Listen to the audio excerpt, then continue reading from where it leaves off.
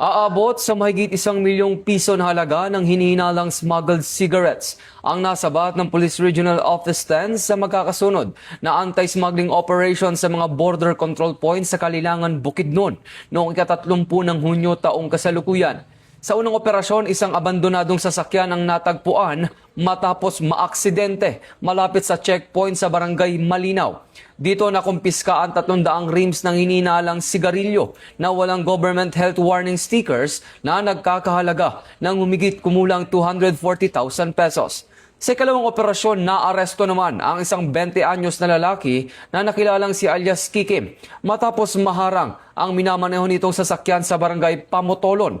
Nasabat mula sa suspect ang 26 na master cases, 200 rim ng hinihinalang smuggled na sigarilyo na nagkakahalaga ng tinatayang 1.2 million pesos. Dinala ang suspect sa Kalilangan Municipal Police Station para sa kaukulang dokumentasyon at maaring maharap sa kasong paglabag sa Republic Act No. 10643 o Graphic Health Warning Law. Samantala, ang mga nakumpiskang kontrabando ay isinuko sa Bureau of Customs para sa tamang disposisyon.